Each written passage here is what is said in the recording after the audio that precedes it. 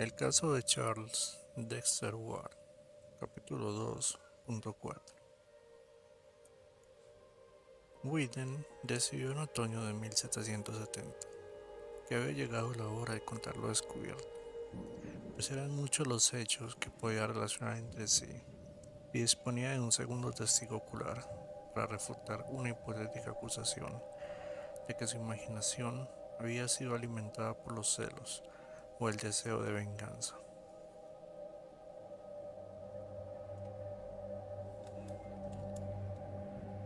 Como primer confidente, escogió al capitán James Mathewson del Enterprise, que lo conocía lo bastante como para que no dudase de su sinceridad, y al mismo tiempo gozaba de un gran prestigio en la ciudad como para que notase su influencia.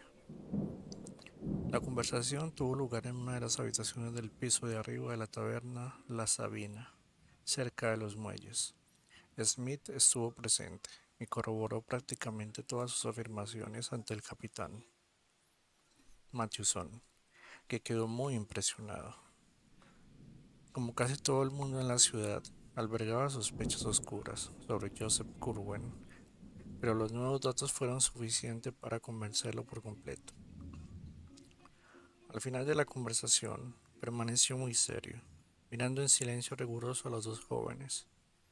Dijo que transmitiría por separado aquella información a una decena de los ciudadanos más eminentes y cultivados de Providence y recabaría sus opiniones sobre la misma. En cualquier caso, era necesario obrar con discreción, pues no era un asunto que pudiera dejarse en manos de los alguaciles de la ciudad o de la milicia. Y por encima de todo, era esencial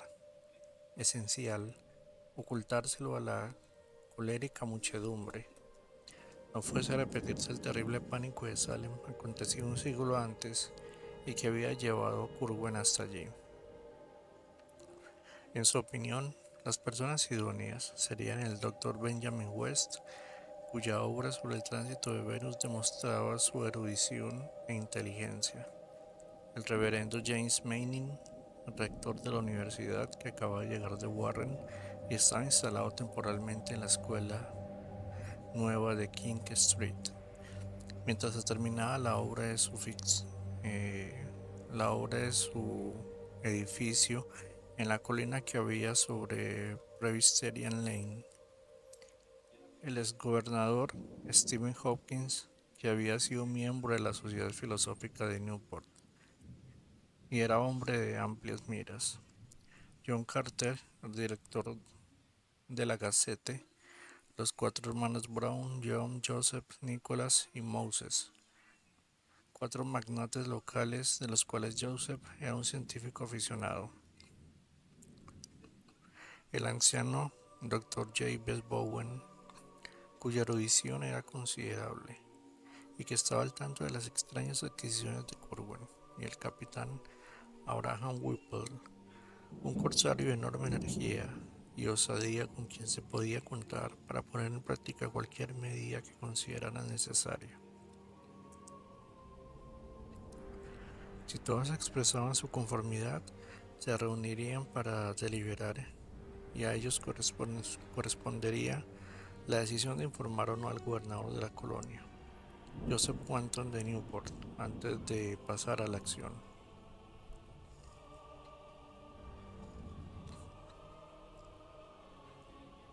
La misión del capitán Mathewson tuvo más éxito del esperado, aunque dos de los escogidos para las confidencias se mostraron escépticos sobre la parte más terrible de la historia de Whedon. No hubo ninguno que no juzgara necesario llevar a cabo alguna acción secreta y coordinada. Era evidente que Curwen constituía una amenaza latente para la prosperidad de la ciudad y de la colonia, y que era imprescindible eliminarla a cualquier coste. A finales de diciembre de 1770, el grupo de notables se reunió en casa de Stephen Hawking y discutió las diversas medidas posibles. Analizaron despacio las notas que Whedon había entregado al capitán Mathewson y le convocaron a él y a Smith para que corroborasen los detalles.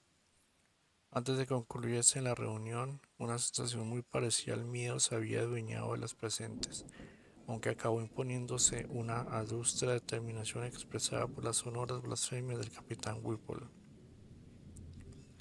No informarían al gobernador, porque era necesario saltarse la ley. Si de verdad Corwin poseía poderes ocultos de naturaleza desconocida, no podían amenazarle para que abandonase la ciudad, pues podría tomar inconcebibles represalias, e incluso si aquel siniestro ser accedía a marcharse, sería como trasladar a otro lugar una carga inmunda. Eran tiempos confusos, y no era probable que unos hombres que llevaban años burlándose a las autoridades aduaneras fuesen a volverse atrás si se sentían obligados por motivos tan graves.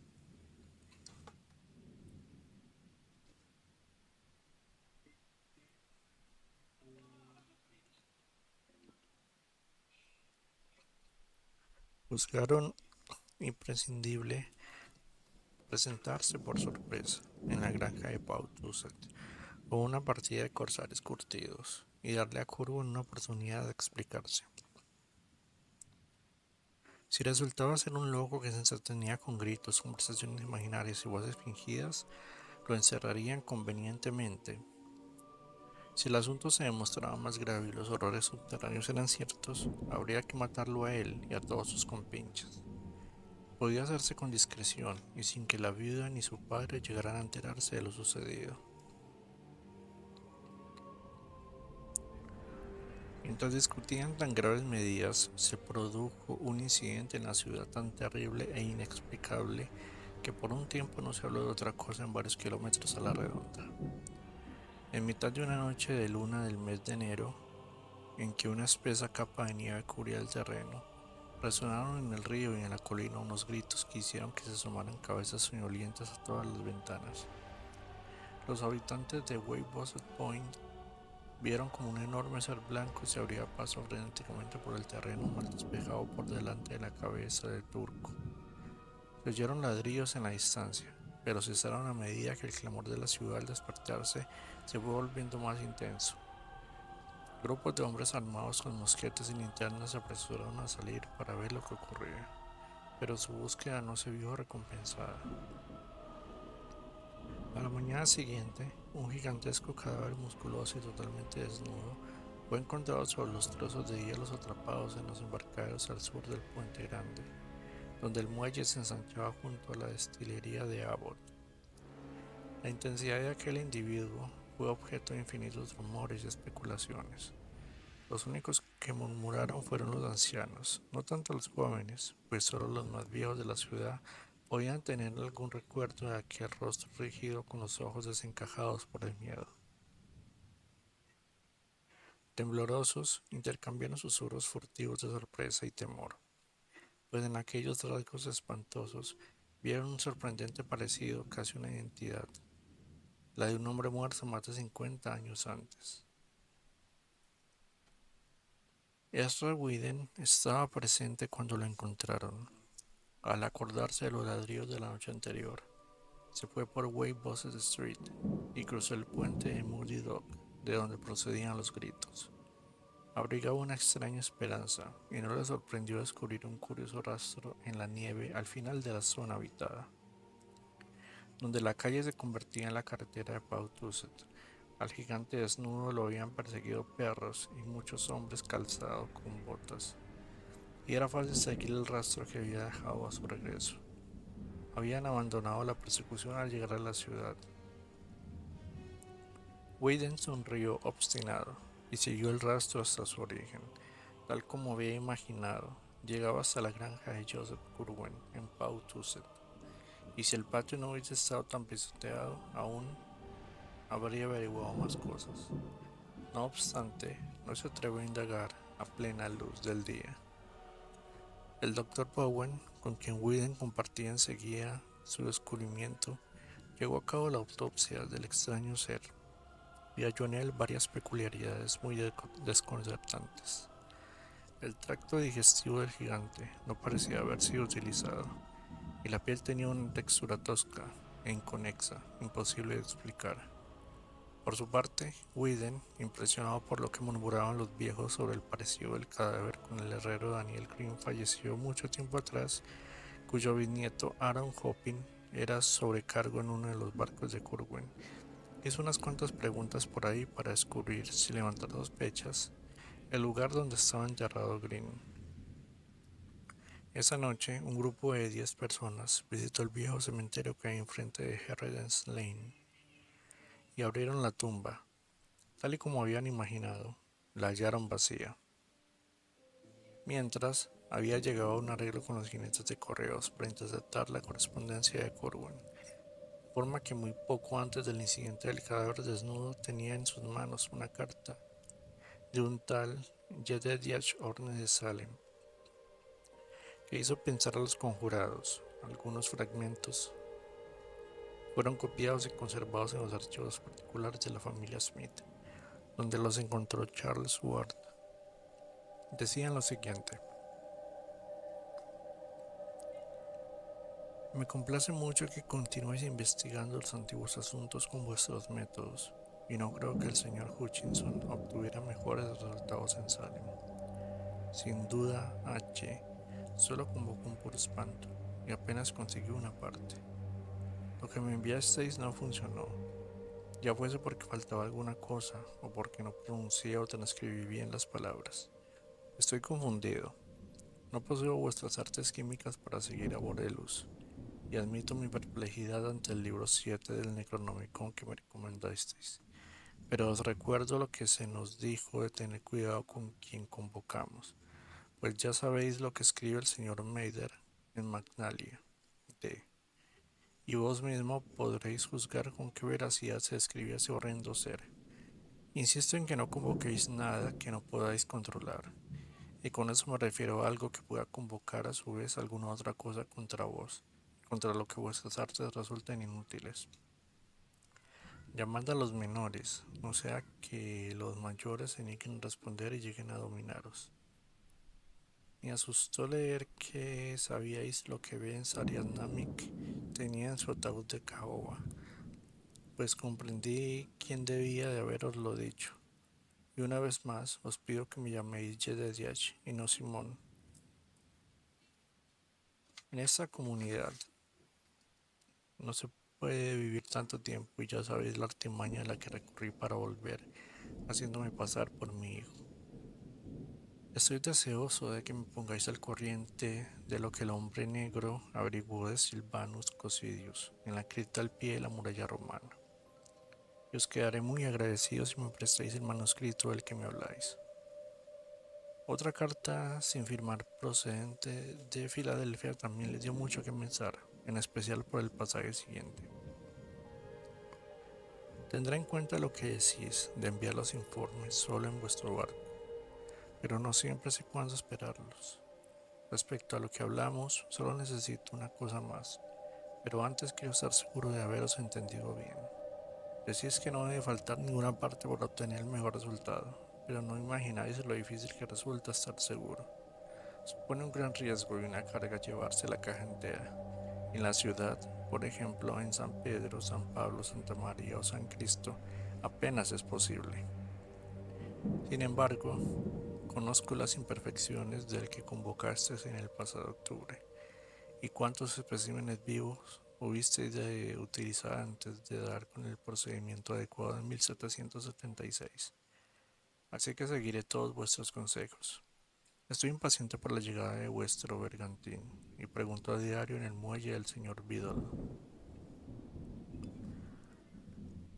Una tercera carta sospechosa estaba escrita en una lengua y un alfabeto desconocidos. En el diario Smith, encontrado por Charles Ward, aparece solo una combinación de caracteres copiados con torpeza que se repiten varias veces. Las autoridades de la Universidad de Brown han determinado que el alfabeto es amhárico o abisinio, pero no ha identificado la palabra. Ninguna de estas epístolas llegó a Corwin, aunque la desaparición de Jedediah Orne de Salem ocurría poco después, demuestra que los ciudadanos de Providence tomaron ciertas medidas. En la Sociedad Histórica de Pensilvania se conservan varias cartas extrañas relativas a la presencia de determinado personaje indeseable en Filadelfia. No obstante, las medidas más decisivas seguían en el aire y el fruto de las pesquisas de Whedon. Hay que buscar en las reuniones secretas que antiguos corsarios y marineros de probada y juramentada lealtad celebraron a altas horas de la noche en los almacenes de los Brown. Poco a poco fueron urdiendo un plan de ataque que no dejaría ni rastro de los odiosos misterios de Joseph Corwin. A pesar de todas las precauciones, Corwin se sospechaba algo, pues adoptó un aire extremadamente preocupado. Su coche se veía a todas horas en la ciudad o en la carretera de Pawtucket y fue abandonando la careta de cordialidad con que había intentado combatir los prejuicios en la ciudad, poco a poco. Sus vecinos más cercanos, los Fenner, observaron una noche un gran rayo de luz que se alzaba hasta el cielo a través del tejado del misterioso edificio de piedra con las ventanas altas y estrechas, y se apresuraron a comunicar el suceso a John Brown en Providence. El señor Brown se había puesto al mando del grupo de juramentados dispuestos a acabar con Corwin, y había informado a los Fenner de que pronto pasarían a la acción. Lo juzgó necesario, puesto que por fuerza habrían de presenciar el ataque definitivo, y lo justificó diciendo que habían averiguado que Corwin era un confidente de las autoridades aduaneras de Newport, contra quienes todos los armadores, comerciantes y granjeros estaban enfrentados, ya fuese de manera declarada o clandestina. Seguramente los vecinos, que habían sido testigos de tantas cosas raras, no llegaron a creerse semejante patraña, pero es evidente que los Fenner estaban dispuestos a atribuir toda clase de maldades a un hombre de costumbres tan extrañas. Así que Brown les confió la tarea de vigilar la granja de Corwin y de informarle de cualquier incidente que tuviese lugar en ella.